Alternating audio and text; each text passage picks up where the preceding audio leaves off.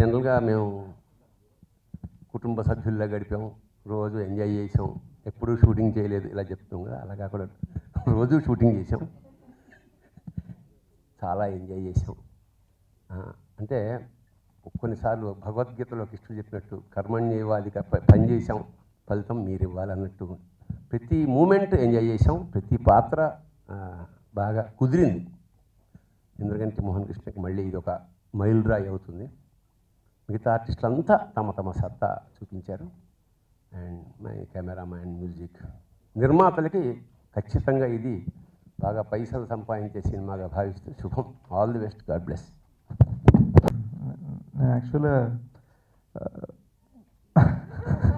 Prepare అయ్యి రాలేదు, ఎందుకంటే ఫస్ట్ నన్ను పిలుస్తారు అనుకున్నాను. కొంచెం అందరి మాటలు విని మనం ఏం మాట్లాడాలో ఆలోచిద్దాం అనుకున్నాను. But I just decide to be honest. ఈ స్టేజ్ మీద చాలామంది డిస్టింగ్విష్డ్ యాక్టర్స్ అండ్ టెక్నీషియన్స్ ఉన్నారు.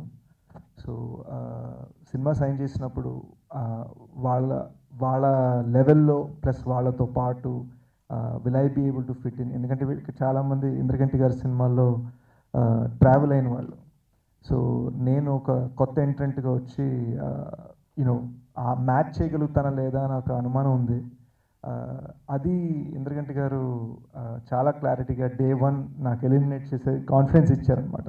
So I'm thankful to the opportunity, for the opportunity. And Indraganti గారి విజన్లో నన్ను నేను మోల్డ్ చేసుకోవడానికి ప్రయత్నించాను. So hopefully I did a decent job. మిగిలింది మీరు చూసి చెప్పాలి. థ్యాంక్స్ అండి. First of all Mohan Krishna గారి గురించి చెప్పాలి. జెంటిల్మెన్ తర్వాత ఒక చిన్న సినిమా ఎందుకు చేస్తున్నారని చాలామంది అడిగారు. కానీ నాకు అనిపించింది ఆయన ఎవ్రీ సినిమా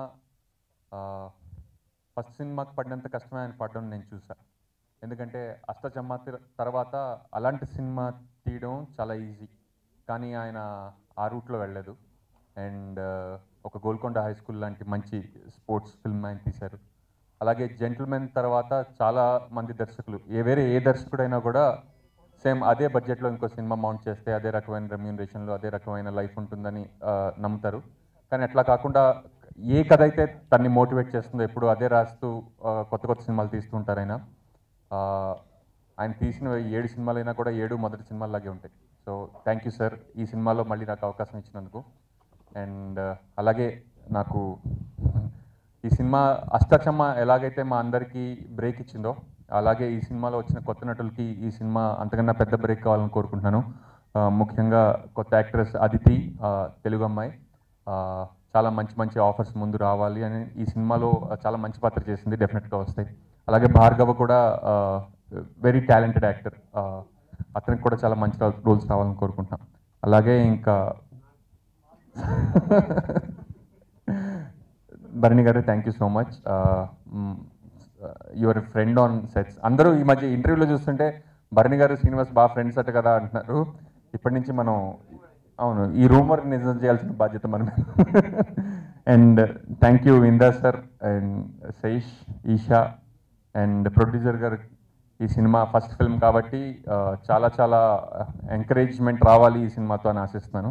అండ్ సురేష్ గారు నన్ను అకామిడేట్ చేసినందుకు థ్యాంక్ యూ. Thank you. ఇంటికి వెళ్ళినా నవ్వే వినపడుతుంది. అలాగే మళ్ళీ చాలా కాలం తర్వాత అలాంటి అద్భుతమైన సినిమా అమీ తుమ్మి. ఇంద్రగంటి మోహన్ కృష్ణ గారిలో ఉన్నటువంటి అద్భుతమైన టాలెంట్ని మొత్తం దీంట్లో పెట్టారా అనిపిస్తుంది. అంత బాగా ఈ సినిమాని డైరెక్ట్ చేశారు.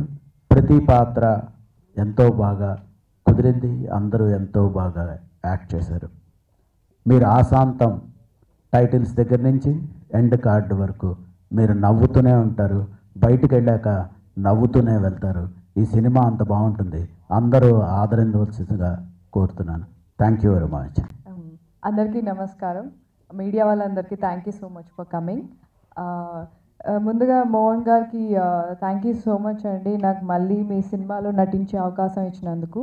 And it was lovely you know working with Bharani garu, Srini, Sesh, Aditi sorry అడిగి అని వచ్చింది. ఓకే అదితి, శ్యామలాదేవి గారు, అనంత్ గారు, విందా గారు, సురేష్ గారు, everyone. Thank you so much Mohan గారు. అండ్ ప్రొడ్యూసర్స్ నరసింహరావు గారు అండ్ వినయ్ గారు, థ్యాంక్ యూ. అండ్ మేము ఈ సినిమా షూటింగ్ చేసేటప్పుడు రోజు చాలా ఎంజాయ్ చేసాం. అండ్ డెఫినెట్గా మీరు కూడా సినిమా చూసినప్పుడు చాలా ఎంజాయ్ చేస్తారు. June 9th రిలీజ్ అవుతుంది, తప్పకుండా చూడండి. Thank you. అందరికీ నమస్కారం. నేను అదితి, మీ అసలు చెప్పినట్టే నేను తెలుగు అమ్మాయిని. I'm very thankful and but yeah please ముందే నాకు అసలు నమ్మబుద్ధి అవ్వట్లేదు that I done this movie because it's been my childhood dream. So I guess I'll start crying. But yeah, thank you Mohan Garu for casting me and believing in me. Thank you Vinda Garu. Thank you Anant Garu. Thank you Shyamala Garu. Thank you Isha. Thank you Seth. Thank you Barni Garu. Thank you Srini. Thank you Bhargav. Thank you Suresh Garu. Thank you Narasimha Rao Garu. Thank you, thank you, thank you. That's it. I am speechless. That's it. నమస్కారం అండి. నాకు అవకాశం ఇచ్చినటువంటి ఇంద్రగంటి మోహన్ కృష్ణ గారికి నమస్కారాలు. భరణ్ గారికి ఈయన వల్ల ఒక అవకాశం వచ్చిందండి. సార్ వెళ్ళి ఒకసారి చూపించరా జరుగుతుందన్నారు షూటింగ్. ఇది చూసి అదే నా వీడియో క్లిప్ ఒకటి సార్ క్షమించాలి కొత్త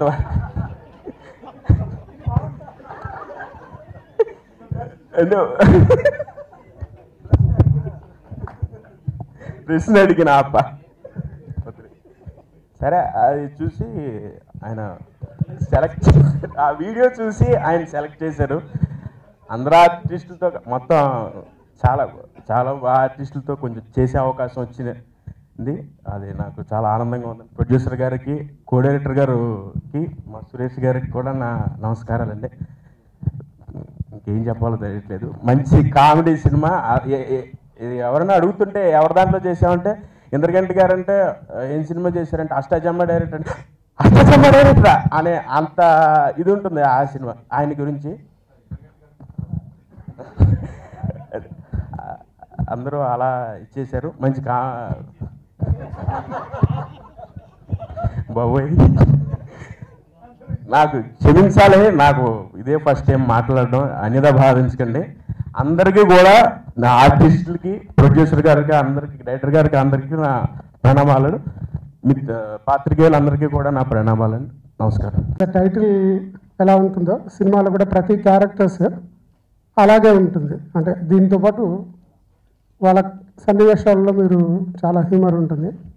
it's well return from Mohan after Ashtachamma. Ashtachamma work చేసినప్పుడు రిహార్సల్స్లోనే నేను నవ్వుకునేవాళ్ళం. ఇక్కడ రిహార్సల్తో పాటు ప్రతి సీన్లో నవ్వుతుంటే అప్పుడప్పుడు కెమెరా షేక్ అయ్యేది, అంతగా నవ్వుకున్నాం. Well written screenplay, dialogues it's another extension from Mohan and it's completely different from regular comedy I feel personally.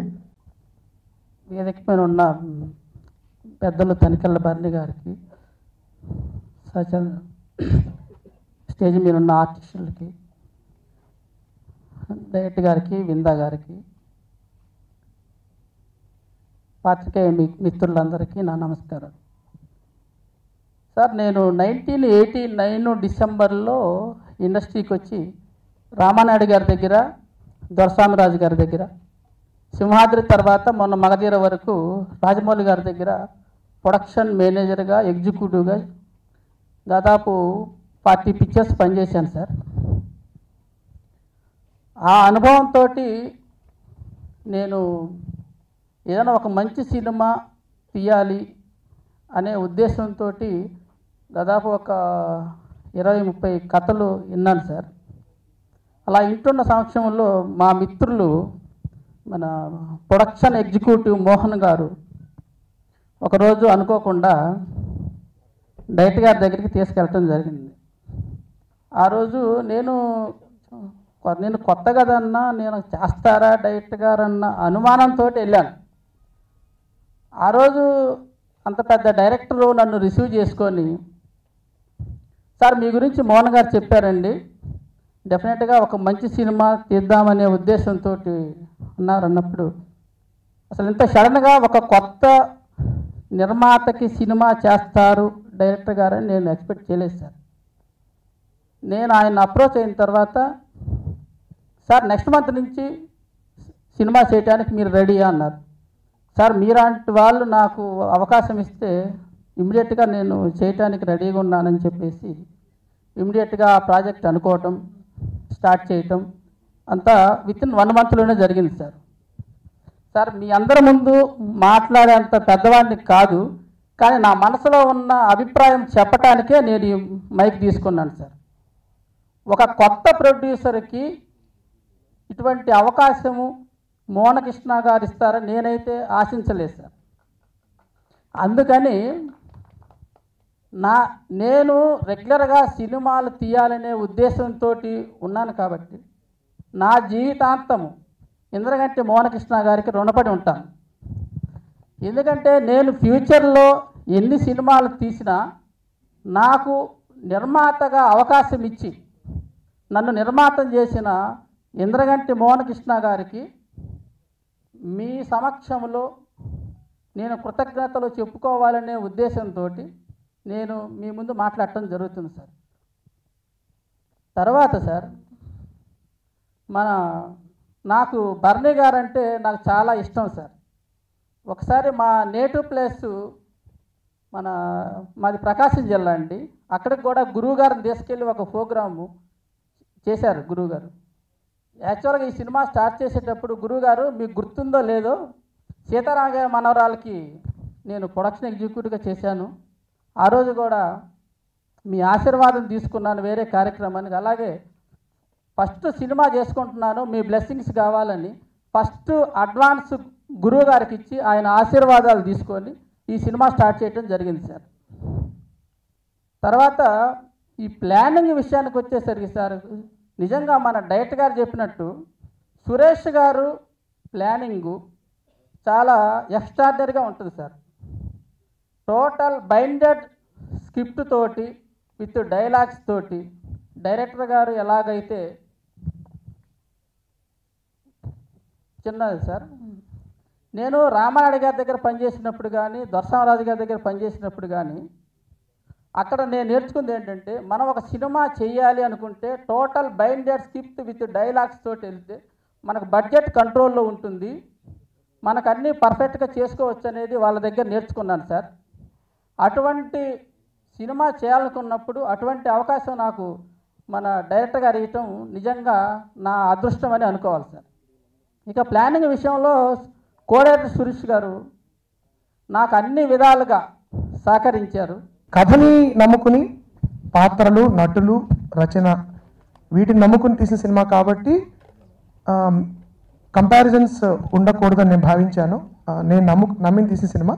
ముఖ్యంగా ఎంతో మంచి అభిరుచి ఉన్న కొత్త నిర్మాత కేసీ నరసింహారావు గారు, ఆయన సహ నిర్మాత వినయ్ గారు కూడా గ్రీన్ ట్రీ ప్రొడక్షన్స్ అని వాళ్ళ కొత్త సంస్థని ప్రారంభిస్తూ మొట్టమొదటి సినిమాగా నన్ను అడగడం అందుకు నా కృతజ్ఞతలు.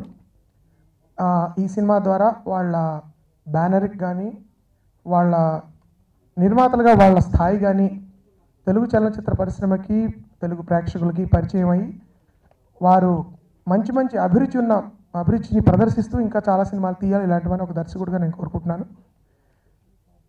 ఈ సినిమాలో నటించిన ప్రతి నటుడు కూడా ప్రాణం పోసారు లాంటి పెద్ద పెద్ద మాటల కంటే జీవించారు, ప్రాణం పోసారు అనే మాటలు మనం వింటూ ఉంటాం. కానీ పాత్రలు పరిపూర్ణంగా న్యాయం చేయడమే కాకుండా కొత్త పాత నటుల కలయిక ఈ సినిమాలో మనం చూస్తాం. రకరకాల ఎక్స్పీరియన్స్ ఉన్న తనికెళ్ళ భరణ్ గారు లాంటి నటులు, కొత్తగా వచ్చిన భార్గవ, ఒకే సినిమా చేసిన ఇప్పటికే శ్యామల గారు, అన్ని రకాల డిఫరెంట్ కైండ్స్ ఆఫ్ టాలెంట్స్ ఈ సినిమాలో మనం చూస్తాం. అదే కాకుండా విభిన్నమైన యాసలు, తెలంగాణ, తూర్పుగోదావరి యాస కానీ కొంచెం న్యూట్రల్ ఆంధ్ర, స్టాండర్డ్ ఆంధ్ర అని ఏదైతే మనం భావిస్తామో. సో తెలుగు భాషలో ఉన్న రకరకాల అందాలు, సొగసులతో పాటు అందరూ తెలుగు నటులు అయ్యి ఉండి ఒక మంచి తెలుగు సినిమాలో పరిపూర్ణ హాస్యరస భరిత చిత్రం. అంటే ముందు నుంచి చివరి వరకు కేవలం హాస్యరస ప్రధానంగా మాత్రమే నడిచే చిత్రం ఇది.